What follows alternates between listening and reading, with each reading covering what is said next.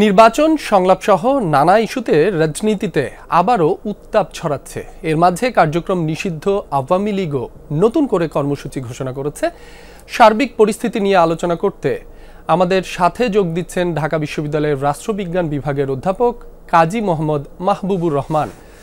অধ্যাপক মাহবুব, আপনাকে স্বাগতম যমুনা নিউজে। আপনার কাছে প্রথমেই যে বিষয়টি জানতে চাই, প্রধান উপদেষ্টার আহ্বানের পর এক সপ্তাহ সময় শেষ হয়ে গেছে, কিন্তু বড় রাজনৈতিক দলগুলোর মধ্যে আলোচনার কোনো উদ্যোগ দেখা যায়নি।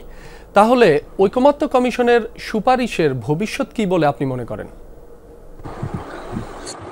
বিষয়টা আপনাকে একটু পেছনের দিকে যেতে হবে। সেটা হলো যেভাবে ডেডলাইনটা দেওয়া হয়েছে রাজনৈতিক দলগুলোকে, সেই ডেডলাইনটার মধ্যে এমনটা নয় যে রাজনৈতিক দলগুলোর সাথে সরকার আগে আলোচনা করেছে এবং আলোচনা করে তাদের জন্য এক সপ্তাহ সময় দিয়েছে। দ্যাট মিনস দুই পক্ষ একমত হয়েছে যে তারা এক সপ্তাহের মধ্যে ঠিক হয়ে আসবেন, একমত হয়ে আসবেন।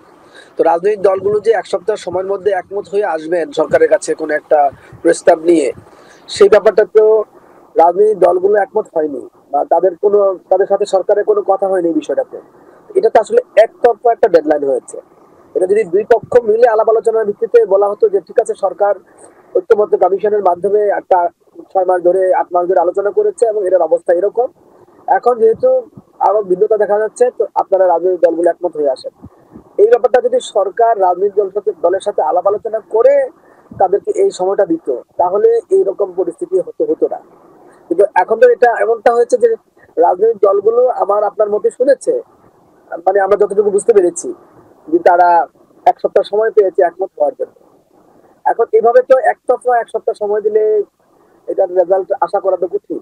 দ্বিতীয়ত হলো, আপনি দেখেন যেখানে আপনি বলছেন রাজনৈতিক দলগুলোর মধ্যে ভিন্নতা থাকার কারণে আপনি ঐক্যমত্য কমিশনের মাধ্যমে একমত হতে পারছেন না, সেখানে রাজনৈতিক দলগুলো নিজেরা একমত হয়ে আসবে, এটা কি করে আশা করা যায়? এখানে কে কাকে আহ্বান করবে, কার আহ্বানে কে যাবে, কার বাসায় কে যাবে, কার অফিসে কারা যাবে, কেন যাবে? এই বিষয়গুলো কিন্তু সিরিয়াস প্রশ্ন এবং যাওয়ার কথা না। আবার বাংলাদেশের রাজনৈতিক সংস্কৃতি তো এটা মিনই করে না, কিন্তু ঐক্যমত্য কমিশনের আলাপ আলোচনার কারণে কিন্তু আমরা দেখেছি একটা একটা ভালো পরিবেশ দেখেছিলাম যে সব রাজনৈতিক দলগুলো যাচ্ছিল। এখন এইভাবে তো আর যাবেই না। আর তাছাড়া অন্তর্বর্তী সরকারের যে ডিজাইন, সেখানে তো তাদের একটা মিডিয়েশনের রুল আছে এবং তারা একটা কোঅর্ডিনেশন করবে। এখন কোঅর্ডিনেশন করবে, সেখানে কোঅর্ডিনেশন করার জন্য যেখানে অন্তর্বর্তী সরকার, সেখানে সে সরকারেই অন্যদেরকে কিভাবে একতরফাভাবে দায়িত্ব দেয় যে আপনারা ঠিক হয়ে আসেন, একমত হয়ে আসেন। এটা আসলে আমার কাছে মনে হয় কেন যারা ওনারা করলেন আমি বুঝতেই পারছি না। এবং যখনই ডিক্লারেশনটা আসছে তখনও আমার কাছে একটা আমি বুঝতে পারি না যে ক্যাবিনেট থেকে এই ধরনের সিদ্ধান্ত কিভাবে হয় বা কিভাবে যায়। কারণ এটা তো আমরা যখন কাউকে অবস্থান অফিসার হলে একটা কথা হয় যে তুমি এক সপ্তাহের মধ্যে করে আনবা, কিন্তু রাজনৈতিক দলগুলো সরকার তো এভাবে রাষ্ট্রীয় ব্যবস্থায় কাজ করছে না। প্রত্যেকের স্টেক আলাদা। সেখানে তারা যদি একে অপরকে ডেডলাইন দেন, সেখানে যে মানে সরকার হয়তো মানতে পারে রাজনৈতিক দলের চাপের কারণে, কিন্তু রাজনৈতিক দলগুলো কি কারণে মানবে সরকারের ডেডলাইন? জি জনাব মাহবুব, আপনার কাছে আরো একটি বিষয় জানতে চাই। শেখ হাসিনার মামলার তারিখ নির্ধারণ নিয়ে আওয়ামী লীগ কর্মসূচি দিয়েছে। এ নিয়ে জনমনে উদ্বেগ উৎকণ্ঠা তৈরি হয়েছে। এরই মধ্যে বিভিন্ন স্থানে অগ্নিসংযোগের ঘটনাও ঘটেছে।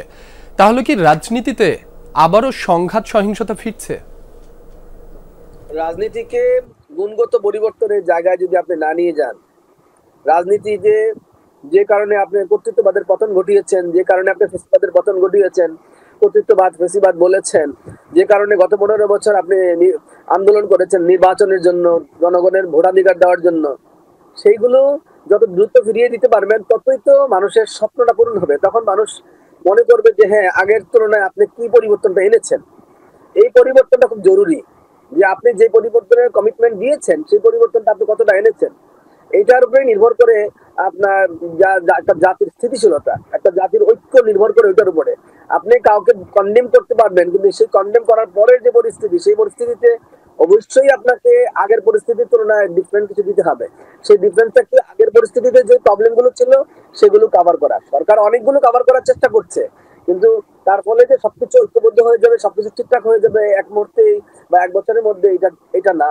কিন্তু আমার কাছে মনে হচ্ছে এখন পরিস্থিতিটা অনেকটাই আইন শৃঙ্খলা জনিত। এটা যারা আইন শৃঙ্খলা বাহিনী আছেন তাদেরই কাজ রাষ্ট্রের নিরাপত্তা বিধান করা, এবং এক্ষেত্রে সরকারের ভাবা উচিত যে কিভাবে এটাকে আসলে আরো ব্রডার জায়গাতে নিয়ে যাওয়া যায়, যদি সামাজিক এবং সাংস্কৃতিক কোনো উদ্যোগ নিতে হয় রাজনীতি এবং আইনের বাইরে বা আইন শৃঙ্খলা বাহিনীর বাইরে যদি আরো কোনো ধরনের উদ্যোগ নিতে হয়, সেগুলো কিভাবে নেওয়া যায় এবং কিভাবে মানুষকে মানে তার যে স্বপ্নটা ছিল 5 আগস্টকে কেন্দ্র করে সে বৈষম্যহীন সমাজটা নিশ্চিত করা যায়, সেদিকে ফোকাস করা জরুরি যদি আপনি লম্বা সময় ধরে স্থিতিশীলতা অর্জন করতে চান।